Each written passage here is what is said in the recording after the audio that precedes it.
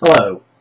Hello YouTubers and hello fellow gamers. I am Andrew Smith and today I went to a retro game convention here in the Netherlands. What I can say about it is it was very small and there was no lights on it, or there was like no lighting, which is really bizarre, and it was a very, very dark room.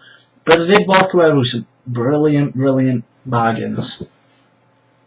I'm going to talk about them today and what I got, and I'm going to talk a bit more about it and about some of the sellers that was there.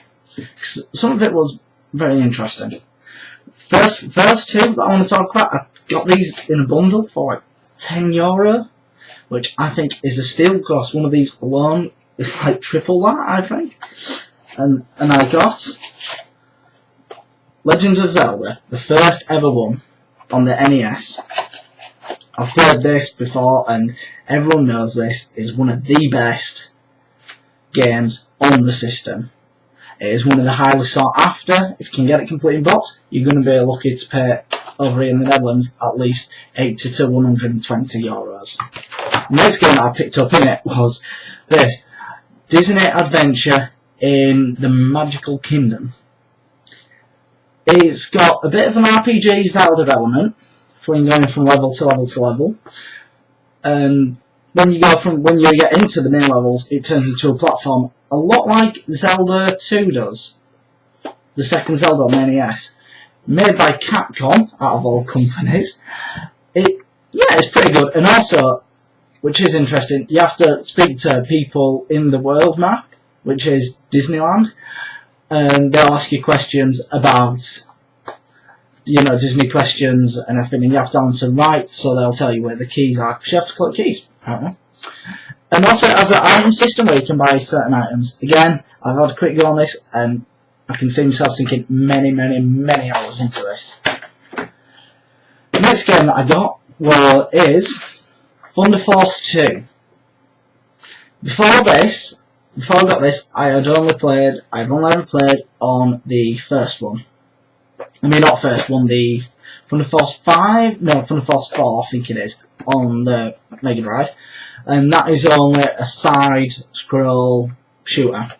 This one is, it switches between side-scroll and front-scroll. The music is very memorable, and the gameplay is tough, but yet very enjoyable. It's one of the highly sought-after experiences for the Mega Drive. This, I only paid €7.50 because there is no manual, which is a bit of a shame, but looking online, I should be able to pick one up reasonably cheap, a manual for this, so I can complete it. The next game, I paid €10 for, pretty expensive, but I have been looking for this, and I'm lucky to get it at even €10. Over here, in the Netherlands, the Sega is very, unheard of. Not a lot of Sega stuff sold in the Netherlands, so mainly it's all Nintendo, sorry.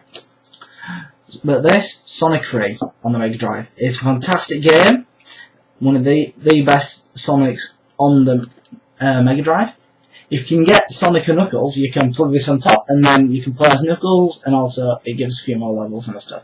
It is very worth getting if you can get your hands on it. Next game that I got to add to my collection is Kingdom Hearts 2. I've been looking for this. I'm a fan of the first one, and Kingdom Hearts 2 I've played previously, but it got stolen out of a old house that I lived in England. Not naming names, but I know who stole it, and he refused to acknowledge it, so obviously I'm not his friend anymore. This is fantastic. It's one of the best. It's better than number one. Storyline, much better. It gets a bit confusing in places, but still, very enjoyable, very fun. If you played the first one, you know what to expect with this. Next game I got for €10 was Parasite Eve 2. Complete in box, with manual, and all the discs. This one is completely different, really, than the first one. It's not just an RPG, it's more of an arcade RPG, in the way that when you fight, it's more of an arcadey feel, because you get money to spend on items and stuff. It just seems very arcadey.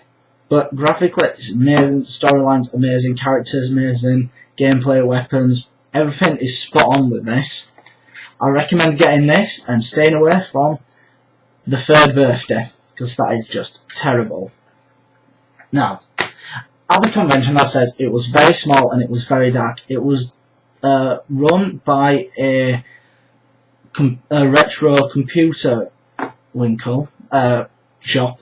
Sorry, took my bit Dutch there.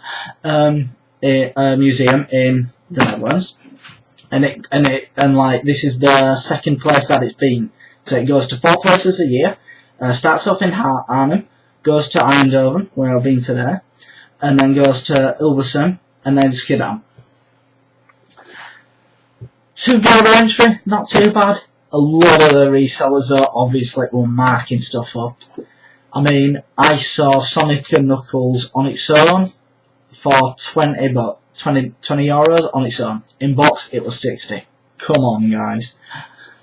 And they were overcharging very much for very much of the stuff. They were charging 15 euros even for just the controllers for the NES. I wouldn't recommend going. If you do, take a lot of money, because I'm looking at imports for the Dreamcast and they'll just skyrocket. Japanese Shenmue 2 shouldn't be expensive because nobody in the Netherlands speaks Japanese. Maximum $30. Nope, they were charging 50. Sorry, that's too much. And 35 for Marvel vs. Capcom 2. No, nowhere. I'll say, go if you've got money. If you haven't, don't bother. But these games here are very well handed into my new collection.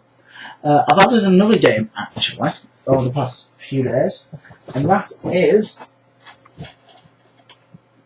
Off-Road Extreme Karts and Buggies on the Nintendo Wii. Now, the Wii has got a lot of good games. You just have to be willing to give them a chance. I got this for, I think it was like €5, not much. And again, it's not a bad little game, to be honest. I enjoy it. And, you know, it's fun, it's good gameplay, and it plays pretty tight actually, as long as you've got a steering wheel and not the stock Wii steering wheel. If you can get a second market one where it actually is on a stand and it's weighted, that way you can turn so much better, it makes the controls so much better, because otherwise it is horrendous to play. Another 3 games that I picked up off a seller on Marktplaats for, I think I paid about €6 for these, is Ridge Racer 1. This also comes with Ridge Racer Revolution. I am so happy I got that. Ridge Racer Type 4, again, great racing game. And Soul Blade, a fighting game which you're probably very familiar to if you even watch my channel, which it's very unlikely. Again, if you have any questions on anything, oh no, I've got one more thing to add. I've been watching a lot of the stuff on YouTube. People going on about the Xbox One. What I can say personally, it is not appealing to me, and as a lover, I love the Xbox so much, and I'm so disappointed by it. It just seems it's not a console anymore. It's a TV box that happens to play games. Personally, I don't think it's worth getting. I will get it later in the future, but not until it goes down. I will most likely be getting the PlayStation 4. That seems to be better for now. And another thing I want to talk about is IGN. Yeah, me talking about something big. IGN, I've got an habit of having reviews paid for. There's one game that's been going on about. I have not played it yet, so I cannot give an opinion. But I just want to give a warning out to any person who's thinking of buying it. Don't just go on IGN's rating. They have given this game 10 out of 10, and that is The Last of Us. Now, there have been I go on IGN every day, look at game news and everything, and have a look at the reviews just to see. And all the time, the border around the website has been advertising for the past like 2-3 weeks, or even longer than that actually, has been advertising it all around the side. Now, the fact that they're giving it 10 out of 10, I have not played it, I cannot give my opinion, but you can't give again 10 out of 10 if you're advertising it heavily. It seems like they've paid for it. Now, I don't know, obviously, what's gone on here, or whether it's good or not.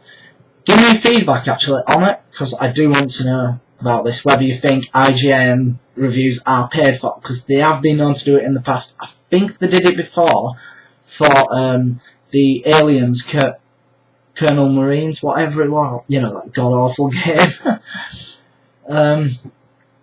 What I can say is, just, if you have any comments that you want to leave them below, feel free, and I will talk to you again very soon, hopefully.